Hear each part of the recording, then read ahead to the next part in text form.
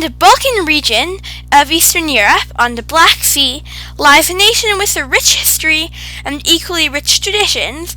This is, of course, Bulgaria.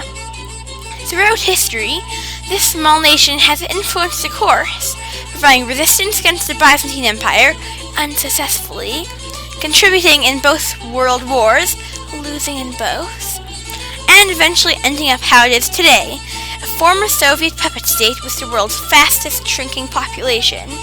But how? How is it that such a small country, barely known in the rest of the world, ended up like that? How did it fall so far? That's the question I will try to answer today. But first, a little context. Bulgaria is located on the Black Sea. It borders Turkey and Greece to the south, Macedonia and Serbia to the west, Romania to the north, and the Black Sea to the east. 8.9 million people call the region home, most of which reside in the nation's capital of Sofia, or the cities of Plovdiv, Varna, and Burgas. Bulgaria is famed for its natural beauty, with its beautiful beaches, majestic mountains, and one of the only two natural deserts in Europe, the other one being in Spain. Bulgaria is also known for its unique yogurts, thanks to bacteria only found there. Its rose industry, about 70% of the world's rose oil comes from Bulgaria, and its dubious reputation of being the world's fastest shrinking country. The land of Bulgaria has been home to humans for tens of thousands of years. In fact, the earliest human bones found in Europe were in Bulgaria. Eventually they settled down and formed a culture, referred to as the Varna culture. They were the first people to invent gold working in the world. Later, in the 12th century BC, the Thracians, the wild people to the north in many Greek stories, settled in Bulgaria and began creating their Odrysian nation. From the 6th century to the 5th century BC and AD, spanning a period of over 11,000 years, the land of Bulgaria went through a series of owners, from the Macedonians under Alexander the Great to the Roman Empire. Eventually, when Rome split in two, Bulgaria fell under Byzantine rule and would stay that way until it eventually became part of the territory of Slavic groups. It wasn't long, however, until the area came under attack again. The Bulgars, a nomadic steppe tribe, took the area, and through generations of intermingling, created a brand new cultural identity of Bulgaria. They formed the First Bulgarian Empire and expanded their borders to the Danube River in the west and the Black Sea to the east. During this time period, the Slavic alphabet was born through the language of Old Bulgarian. Throughout the existence of Bulgaria, one of its primary enemies was the Byzantine Empire.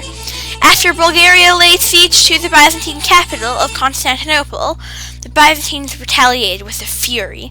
They quickly seized Bulgarian land and conquered the First Bulgarian Empire, drawing its reign to a close. The Byzantines ruled for a while. However, they were by no means popular. Rebellions and riots were a common occurrence, and they plagued the streets. It was only a matter of time until a full-on revolt. This was further guaranteed by the highly greedy Emperor Andronicus I. The quality of life plummeted under him, whether you were peasant or even in the nobility. His successor's first move was to hike taxes to finance his wedding. The people of Bulgaria could take it no more. When 3 Bulgarian brothers were attacked by Byzantine nobility, Bulgaria declared independence, with Peter IV, one of the brothers, being chosen to lead this rebellion.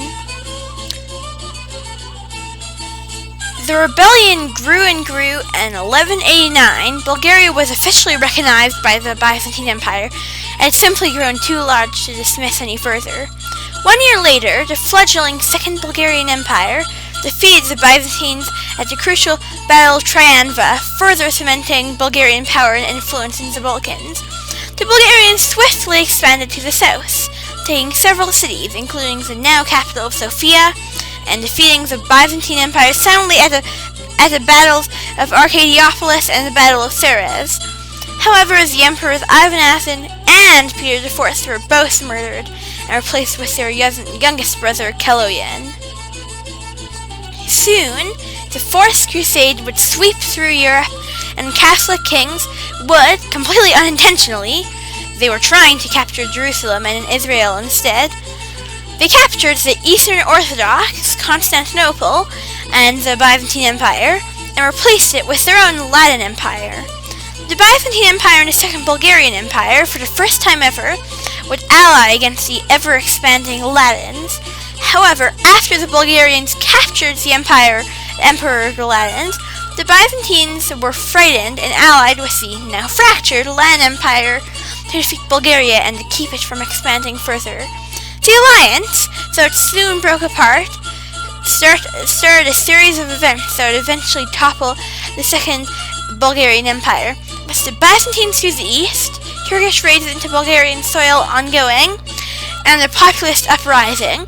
The Ottoman Turks took Sofia in the 1380s, and the rest of Bulgaria was soon to fall. Ottoman Bulgaria was a very different place than the kingdom it replaced. The Ottoman Turks instituted a harsh system of blood tax, where every fifth boy would be taken away and trained to become a member of the highly trained elite warriors, the Janissaries. Though it should be noted that there isn't record of areas under control of the Sultanate's forcing conversion, and moved its capital to Adrianople, now Edirne. There were many revolts during Ottoman rule, but none succeeded. Finally, Russia liberated the Balkans in 1878. This new Bulgarian state, along with Greece, Serbia, and Montenegro, liberated much of Ottoman territory in the Balkans. However, unhappy with the division of territory, at the negotiations table, Bulgaria declared war on all the others, and eventually lost, being forced to give up a lot of territory. In World War I, they fought on the Central Powers and lost tons of territory. In World War II, being lured in with Hitler's promises for more land, they joined on the side of the Axis and were eventually taken over by the Soviet Union. A new puppet government was established, with Kimon Georgiev at its head. In 1945, hundreds of figures from the old government were publicly executed on charges of war crimes, and young Tsar Simeon was exiled. The PRB, or People's Republic of Bulgaria, was established, and from 1948 to 49, Christian and Muslim groups were banned from practicing their religion. However, by 1980, Soviet control on Bulgaria was slipping, and in 1989, the PRB was no more, being replaced by the Republic of Bulgaria, which still exists to this day. The first free and fair elections in Bulgaria were won by a hardline communist, due to Georgiev's effort to ingrain it in the core of the country, but eventually Bulgaria joined NATO, and later, controversially, the EU. Today, Bulgaria is marked by its constantly changing government, its widespread corruption, its booming tourism industry, and thanks to the EU's open border policy, its fastest shrinking population in the world.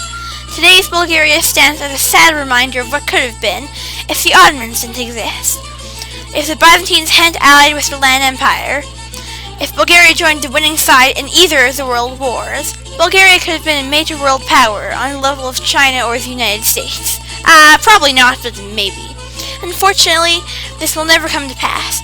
Bulgaria was tormented with bad luck and was doomed to fail because of it. Now, a brief look at other parts of Bulgaria. Bulgaria contains beautiful, picturesque land with over 2,500 caves and mountains straight out of a fairy tale. With the deepest waterfall in the world and stunning hills, Bulgaria is a breathtaking land. In addition, its wide sandy beaches add to the appeal, making Bulgaria one of the most common tourist destinations in Eastern Europe for millionaires.